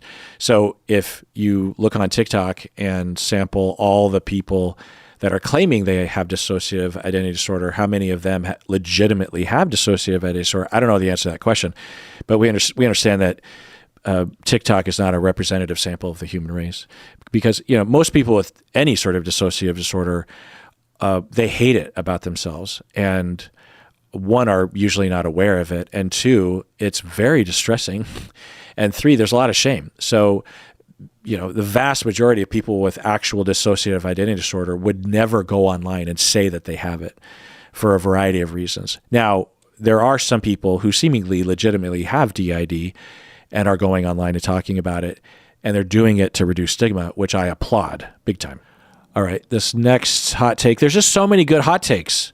And I have to say that, doing this hot take thing, which was initiated by Isaiah on Therapy Today, I did not think it would have so much interest for me, or at least I didn't know it would have interest in this particular way, because asking for hot takes and then reading all of them and then thinking about all of them and talking about all of them, it's a particular angle of the audience that I don't normally see, right? Because usually I will get hot takes in the midst of getting a lot more normal takes, if that makes any sense. And to read people's hot takes, usually people are looking for that sort of shocking or severe or unpopular opinion that they have. And so it's interesting to see the themes, and it's also interesting to hypothesize as to what these hot takes are reacting to. As I said before, that I'm guessing all of these hot takes, or most of them, are takes that are in reaction to something that this individual has seen as a problem in society or in life or something. And so it's like all of these hot takes are pointing at particular things that are going on in society or in themselves. And also some of the hot takes are pointing at certain problematic notions in society that these people feel licensed to communicate in a survey that's saying, give me your hot take, because, those are kind of hot takes, right? And it's just interesting because, my listeners are a certain type of person, and I don't normally hear these kinds of things, And also, I'm guessing some people are like, well, I don't really have a hot take, so I'm not going to fill out the survey. And also, there's a sizable group of people that didn't even see the survey posted anyway. But it's just been really interesting, I have to say. Very rich experience for me, and kind of, I think, educational for me to learn what's going on with you guys. YouTube member Jordan, he says, a lot, not all, but a lot of mental health issues can be boiled down to family of origin trauma. Well, Jordan, 100% agree with that. All right, just a few more. Bree, she says, EMDR can sometimes do more harm than good. This was what my experience was. End of hot take. Yeah, well, like any therapy, and maybe particularly trauma therapy, absolutely can do more harm than good. EMDR isn't particular in that way. I don't know the stats, but from memory, I don't think it sticks out as being generally more harmful than other forms of trauma therapy. But yeah, the thing is about any of the formalized models of trauma therapy, EMDR, cognitive processing, these kinds of things, that it requires the clinician to understand the foundation that the model is based on so that they can individualize the model to the clients. Because if they follow the strict recommendation of the model, then they will undoubtedly harm some clients because it'll go too fast or too slow, but going too fast will really harm people. So, like for example, the model, the evidence-based model of trauma therapy called trauma-focused CBT, trauma-focused cognitive behavioral therapy, is, and there's some debate about this in terms of how to interpret this, but the manualized version is like 10 to 12 sessions. And any expert that really knows trauma-focused CBT will say that not every client should be, attempted to be treated within only 10 to 12 sessions. But there are a lot of therapists out there that adhere to that manualized approach because that's the evidence-based approach, because that's what was tested on people. And anyone that knows anything about trauma knows that for really most clients who come into our offices saying that they have trauma or have signs of trauma are not going to be cured in 10 to 12 sessions. And if you go that fast through the modules, you will absolutely either not help or harm these clients. So, the reason is because these manualized treatments are tested on a very narrow group of people that have simple traumas and they don't have other issues, because these studies, they try to narrow the participants to a particular, because they're anyway, we'll go into the details on RCTs, but so can a practitioner of EMDR, not really understand the model and just blindly apply it? And could that harm someone? Yes, absolutely. Also, could someone who absolutely knows what they're doing with a particular model, like myself, I use a general version of prolonged exposure. That's my own sort of approach. Can I harm someone even though I'm doing everything right? Yes, because it's just a product of therapy, the way things are coming together, or I misunderstand something, or the client misunderstands something. Okay, here's a good hot take. I actually, there's been a few hot takes where I'm just like, oh, interesting. Patron Tanya, she says, when people say they have imposter syndrome, this often points to the person's grandiosity rather than humility. If you refer to perfectly realistic insecurities as unfounded and absurd, that implies that the person is perfect. Yeah. I can agree with this. I have never thought this before, but okay, so let's back up. There is a real thing called imposter syndrome, and it is important to popularize this concept because there's a lot of people suffering unnecessarily with imposter syndrome, and with support and with acknowledgement, and especially with management having an approach to imposter syndrome for employees, for example, a lot of good things can happen, not only just with employee satisfaction, but even with productivity and this kind of thing. And retainment of employees after you train them, that kind of stuff. So there's that. But are there some people that are, especially on TikTok or something, I keep picking on TikTok, but I can't help it, because when I go on TikTok, and especially when I search for a topic, like, it is filled not only with just complete, now there's plenty of people on TikTok that are spreading good information and helpful stuff, but so much of it is just crap. And the way it's presented is like just not for me. It just feels, to use a word from earlier in this episode, histrionic. It's just like in your face, and I'm just like, it's akin to the way that children's TV shows or children's commercials are oriented, where it's trying to like really grab your attention in this very childish way. Anyway, that's just me. It's not for me. If you love TikTok, and I'm just an old person. People talk about Reddit like it's a cesspool, but you just have to know where to look on Reddit. You can't just look at Reddit because it's it's millions and millions of people. Anyway, so if you like TikTok, fine. And if your algorithm is doing well, fine. But anyway, getting back to the imposter syndrome, I think I've seen this, but I hadn't really noted it until you pointed out, Paige or Tanya, that you would have some people that would be like, oh my God, I'm having imposter syndrome at work, when it kind of looks like the person thinks that they would be perfect or good at this without experience or training. And instead of just acknowledging that they're just not good at the thing yet, they're assuming that they are good, and then saying, well, why don't I feel good at it? Well, because imposter syndrome or something.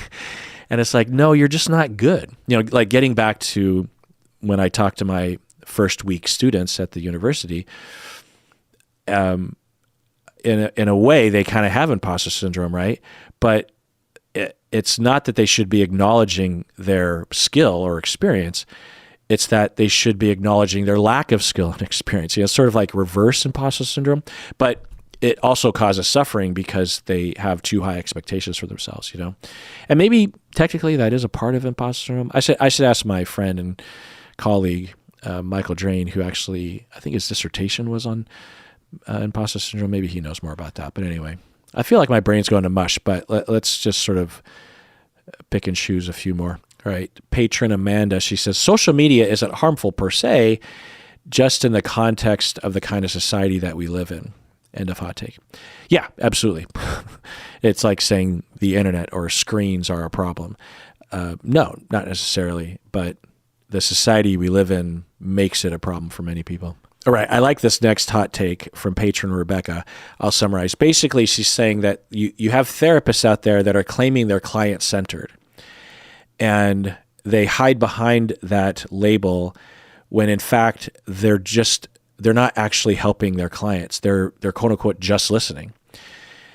And they're claiming that, look, I'm client-centered, and that releases them from having to actually do therapy. And yeah, I agree with this completely. I don't know what percentage of people that would claim they're client-centered that would be like this. I imagine a small percentage, but yeah, absolutely. Mainly because client-centered therapy, developed by Carl Rogers, phenomenological therapy, is not quote unquote just listening. It is very complicated. And if you understand client-centered therapy or person-centered therapy or Carl Rogers or phenomenological listening, you understand that. The simplistic understanding of this form is that you quote unquote just listen, that you nod your head and you say, oh, tell me more, or you reflect. These are important things to learn because they're formal ways of listening that therapists need to understand. But that is not a client-centered therapy. And it's a massive misunderstanding of a vast sea of research and of philosophy that is phenomenology. All right, this next hot take, Zena says, CBT is for therapists who are too scared to do real work with their clients. End of hot take. Generally speaking, I would disagree with that. There are plenty of good CBT therapists out there that are doing good work and are not afraid of what's happening with their clients. But I will say that anecdotally, I do know of some therapists, one in particular that I'm thinking about in my mind, who I had hypothesized years and years ago that their adherence and attraction to CBT was exactly this. This person I was very close enough to really get a good assessment of their personality and of their style as a therapist. And I was bewildered as to why this person was a therapist, because they seemed to be so afraid of other people's feelings and so triggered by other people's feelings and so threatened by other people's trauma or experiences or something. And this person, this therapist, always reverted back in a way that seemed like a trauma response to CBT, because it was simple and allowed this person to avoid, essentially. Now, CBT is not avoidant, but it can be that. So among therapists that are avoiding, if you say, let's say 1% of therapists are somewhere in this realm where they're terrified of emotions and they don't really know that they're terrified of emotions. Does that 1%, are a greater percentage of them CBT therapists? I would say yes. But if you look at all CBT therapists, how many of them are avoiding emotions? I would say it's a pretty small percentage, maybe 2 or 3%, 5% or something like that. Yeah. But you could really indict any group of therapists with something like this, like with, with like psychodynamic therapists. As a psychodynamic therapist myself, I could guess that among psychodynamic therapists, there's a higher rate of therapists who think they know it all, because it's kind of a complicated theory, But anyway. All right, so here's a hot take that I often will say in my reaction videos, and so I don't know if I've said this in the audio podcast. But Patron Miriam says, my hot take is, you can't love yourself without being loved by others. End of hot take. Yeah. So one of the common phrases you hear in society is that you can't love others until you love yourself. You'll hear that, right? That you can't be engaged in a mature, back and forth, good relationship with someone until you have good self-esteem or until you love yourself or this kind of thing. And, it depends on what we mean by that. But generally speaking, this is not my experience, and it doesn't pan out in the theory and the research. The reverse is true, as Patron Miriam is saying, that you can't love yourself until you are loved by other people. We think of ourselves the way other people treat us. If we have low self-esteem, it's because other people had low self-esteem about us. They did not praise us enough, or they criticized us too much. They made us feel bad about ourselves. And that's why we have low self-esteem. We don't wake up in the morning and say we're going to have low self-esteem. Therefore, the solution to low self-esteem is not individual. It is relational. The solution to loving yourself is not individual. The reason why an individual doesn't love themselves is not because they chose to do that. It's because they were not loved. So in order to get someone to love themselves, they have to be loved. Now, positive self-talk or self-compassion, these are all things we could talk about that are to some extent controllable by the individual, which is fine. But it's an individualistic, perhaps even patriarchal notion in the United States anyway, that is either inadvertently or on purpose designed to keep people down by telling people essentially the reason why it's hard for you to have a good relationship with someone and you have low self-esteem or something in relationships is because you are choosing not to love yourself. It's your fault. And you're weak, or you aren't making the right choices in your mind, or you're not taking care of yourself on your own, this kind of thing. Again, these are pretty complicated things. Can you say some of this might be true? Yeah. But whenever I hear someone say, you can't love other people until you love yourself. Whenever I hear that in a reaction video, because I'll see that in reality TV a lot, I always pause it and say, nope, not true. All right, this next hot take is from Anonymous. She says, do you think, as an ethics professor and a psychologist, do you believe that a man is capable of being in love with two women at once? End of hot take. Well, it's not really a hot take, it's a question. I am guessing that this question is from someone that did not like, or I don't know, but probably didn't like the way it's worded, right? Did not like something that I said in a reaction video in which, in Love is Blind Season 9, I, while watching the show, would defend people, men and women on the show, for connecting with two different people in the pods. And like with Nick, so maybe it's all kind of coming back to me. Like Nick in Season 9 said that he loved two different women in the pods, and then later on even said the same thing. He loved Kate and Annie. And a lot of people were 100%, I would say 95% of the audience was certain that he was gaslighting, quote unquote, gaslighting both women, or at least one of them or something. And he could have been. I have no idea. That's always my thing. It's like I can't tell from watching a reality TV show. It's impossible to know. But it's also completely possible that he does love two different women in the pods. And if you're not familiar with Love is Blind and just know the premise, it might sound ridiculous that anyone would fall in love with the pods. But if you watch the show, it demonstrates that it does happen, or at the very least, a strong connection, a strong enough connection occurs in the pods that upon seeing each other and a month later going to the altar results in people actually getting married and staying married. So there's that. The thing that I was saying in the reaction video is, well, what is love? Baby, don't hurt me. What is love?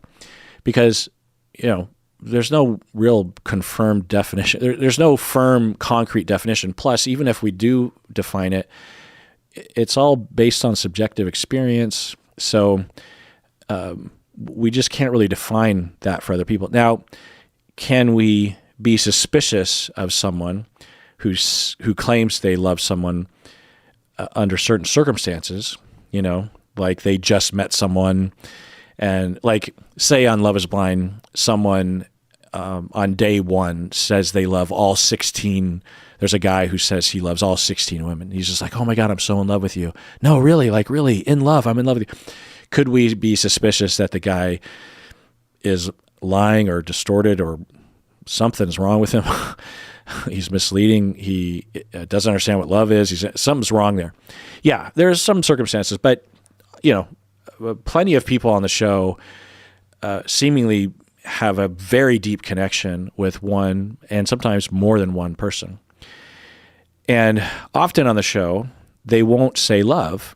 I think maybe because of guidance, but maybe just because of culture, that they seemingly across the board will only say I love you to someone that they are very much planning on asking to marry them.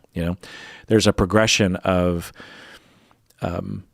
boyfriend, girlfriend, like sometimes two people in the pods will say like, oh my God, are we boyfriend and girlfriend now or something? Or there'll be some slip of the tongue. It's just like, oh yeah, I was talking with so-and-so in the lounge that I was talking to my boyfriend. Oh, did I just say boyfriend? Okay. So there's that threshold, which isn't always talked about in the edit, but the threshold up from there is love, the word like, I love you. And almost all the time, I can't think of a time aside from this season where we saw someone that said that they loved two people. I think we've seen people say they loved someone and then rescinded that and then said they loved someone else. You know what I mean? but it's not often that we'll see someone do that. And the way that Nick did it, and I talked about this in reaction video, it just seemed odd, hard to relate to, not very considerate. And he did deceive. He did say some things that you're like, wait, no, that's not, you're leading them on. You're leading someone on.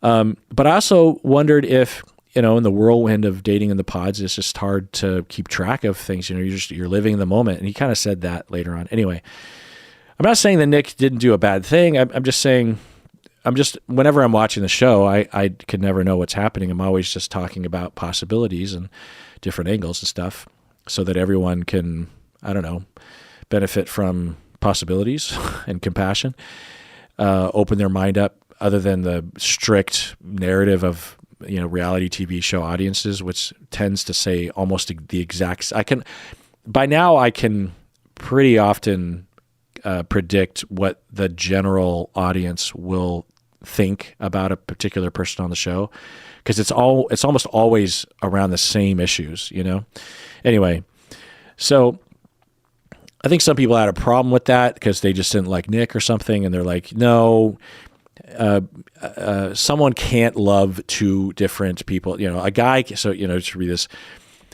do you both as an ethics professor, so it's just kind of funny that they point that out. So let me get this straight. You're an ethics professor and you're a psychologist. By the way, I'm not a licensed psychologist, but, I'm trained as a psychologist. But anyway, okay, fine. You're an ethics professor and you're a psychologist. Given that, do you actually believe that a man is capable of being in love with two women at once? And my answer to that is yes, because one, being an ethics professor and a psychologist has nothing to do with that. And two, as a human being, I absolutely know that two people can be in love or, have the legitimate underpinnings of love and say that they are in love, because we have polyamory. We have all sorts of things. Anyway, going on. All right, another hot take. Patron Ron, he says, schema therapy is the best or most comprehensive model of therapy available today. End of hot take. Well, yeah, that's I would agree with you that schema therapy is a very good comprehensive model and is underappreciated.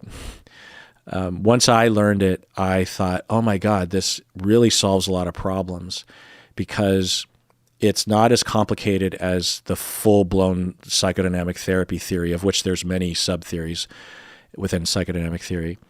It also is fairly pragmatic and deals directly with things like cognitions and narratives and that kind of stuff. But it also is a revamping of personality disorders, in that instead of talking about personality disorders, we're talking about the schemas. And it has a pretty good way at getting at the schemas, because it has this test, that if you agree with a bunch of these statements, then you probably have this schema. And then it has a way of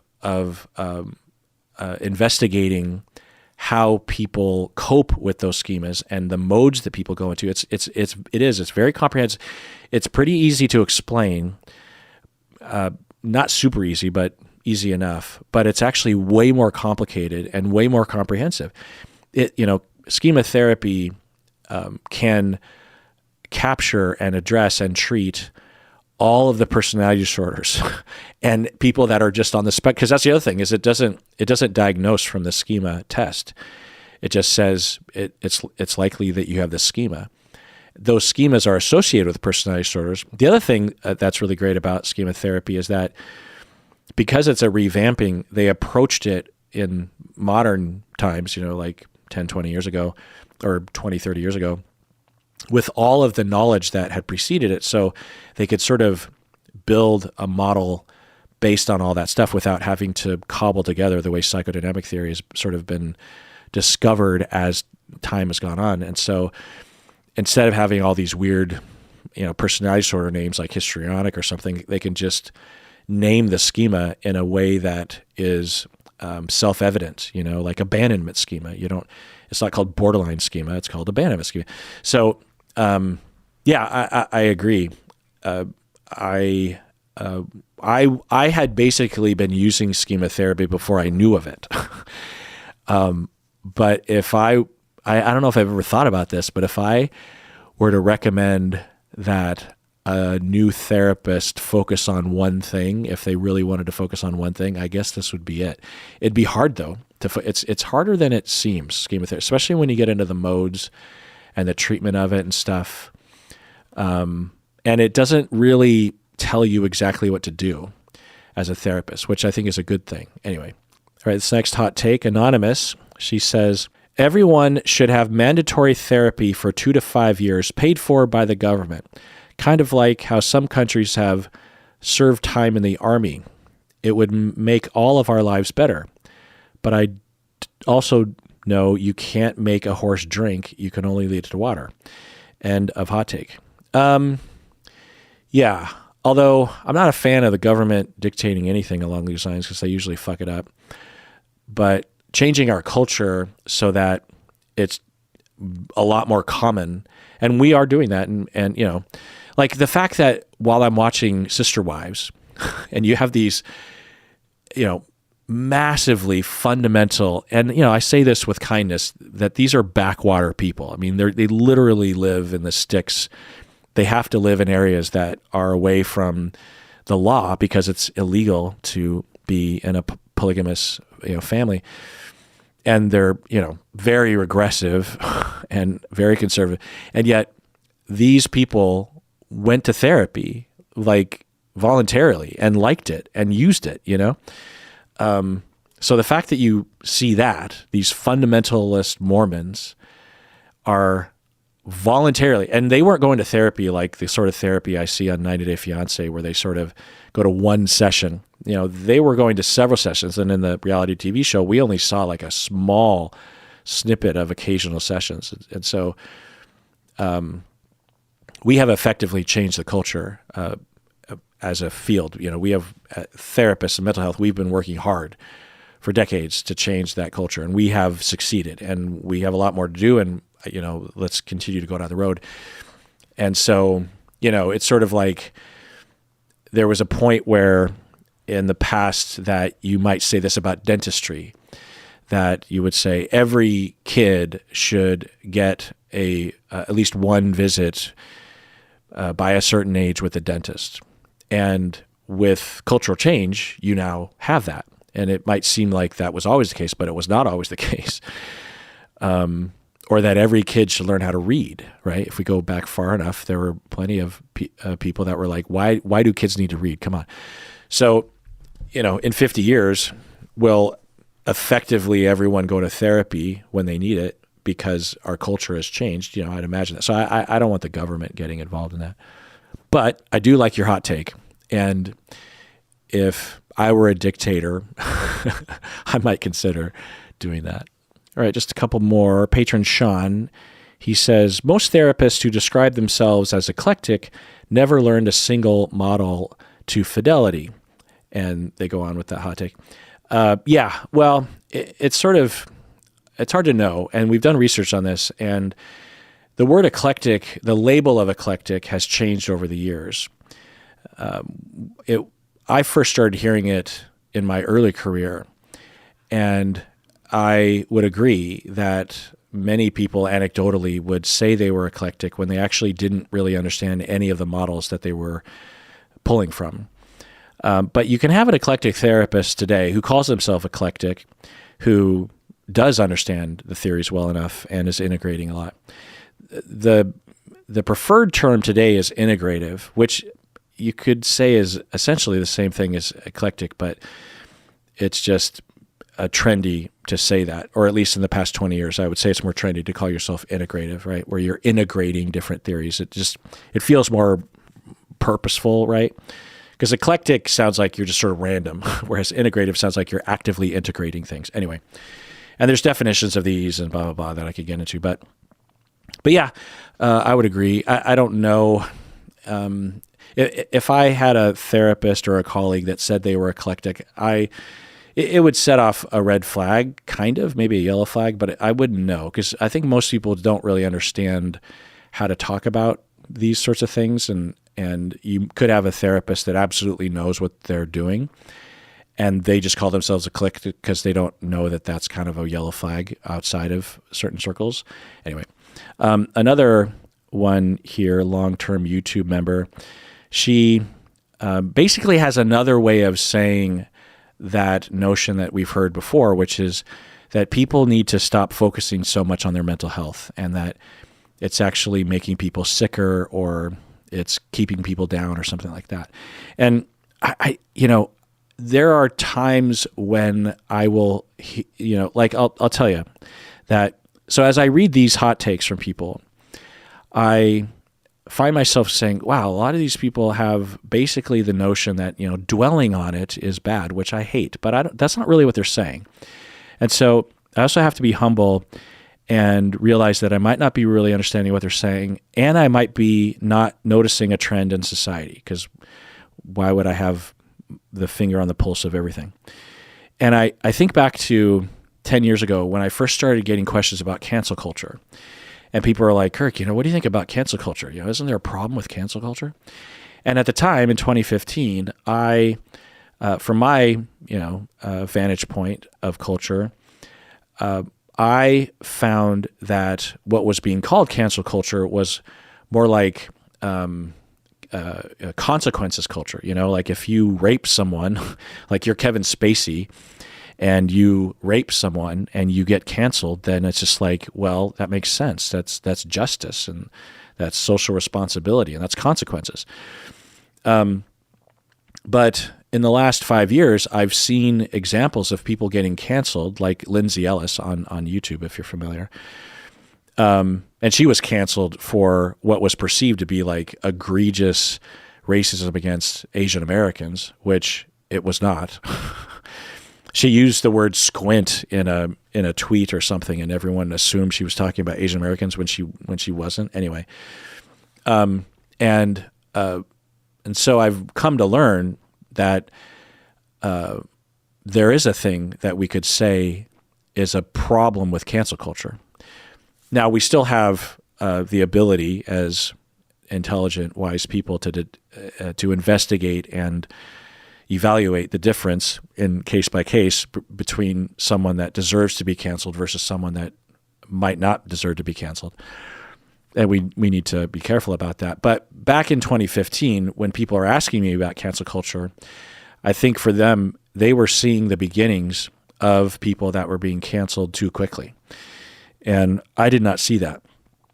I also will say in my own defense that there were conservatives, for example, and patriarchal people that were claiming that people like Kevin Spacey or Bill Cosby or something were being canceled unfairly, and or someone like Bill O'Reilly, or who was that other guy on TV on like the morning or Today Show, or what was his name? Anyway, and they were saying, oh, cancel culture. And I'm like, no, that guy's a rapist, or that guy has been sexually harassing people. That guy, whatever we want to call it, I'm glad that he got fired. I'm glad that he's no longer getting gigs anymore. I'm glad that Kevin Spacey got taken off of House of Cards. I'm glad that he can't get a job anymore. That makes me feel good about our society that we recognize that kind of thing. So it makes me wonder if a lot of the hot takes that there's a theme, there's a theme of this, like essentially that focus on mental health is making people sicker. I wonder if 5-10 years from now, I'll be like, oh yeah, I know what they were talking about. I had just yet to see it. You know what I mean? So I don't know. What do you think? Let me know. Okay. Patron Ethan says, healthy organized attachment is the exception, not the norm. End of hot take. Yeah. So I potentially very much agree with this, depending on what we mean by healthy organized attachment. So when we evaluate large groups of people, generally speaking, really around the globe, we find that about 60% of people are categorized as operating from secure attachment, and that 40% operate from some insecure attachment style. But when you actually look around and not just observe clients or whatever, but just observe yourself, observe other people, observe people who are identified as securely attached. And you'll find that no, everyone has attachment insecurity, pretty significant attachment insecurity. So yes, agree. But secure attachment is not the absence of attachment insecurity. Sometimes it's defined that way. Sometimes I might define it that way in a way. But in other words, people who test out our category of secure attachment very much includes the reality that those people are going to have conflict, that they're going to have distortions, that they're going to react poorly when they feel rejected or hurt or something at times. But generally speaking, their approach to themselves and others tends overall to work out. There will be blips of problems. There will be trends in their relationships that have themes of problems. But generally speaking, their relationships tend to be fulfilling, and they tend to see themselves and others in a way that facilitates getting their needs met. So that's what I'll say about that. All right. Pink Salmon, she says, open relationships and consensual non-monogamy are just people with insecure attachments who are traumatized and not able to have a relationship with one person. End of hot take. Hard disagree with that. Now, might some people in open relationships or consensual non-monogamy, polyamory people, might they have insecure attachments and it's motivating them to, be in polyamorous relationships or open relationships because they just can't handle the anxiety of monogamy and of commitment and of vulnerability? Yeah, that happens all the time. But as a group, polyamorous people, consensual non-monogamous people are just following their heart or exploring something. It seems to me that in the same way that a percentage of people are born gay or bisexual, there's a percentage of people that are born, there's a spectrum between monogamy and non-monogamy. And it doesn't mean that people can't vacillate in their lifetime, or that they can't live on the other side of the spectrum. Like you can have a non-monogamous person that might be okay in a monogamous relationship with some exceptions, like fantasy or something. Maybe it's not, maybe at best they would be in a non-monogamous configuration, but they can survive in a monogamous and vice versa. But from my experience and from the research, and it's impossible to really know the answer to this, but my theory or my hypothesis is that there, let me put it this way, that when you mature into, your adult years, you go through your exploratory years with sex and everything. Let's say by the time you're 25, you're starting to kind of be confident in your attraction and your, what works best for you. And for every 25-year-old, you are somewhere on that spectrum. But you also have a range of around that point in the spectrum what could work for you.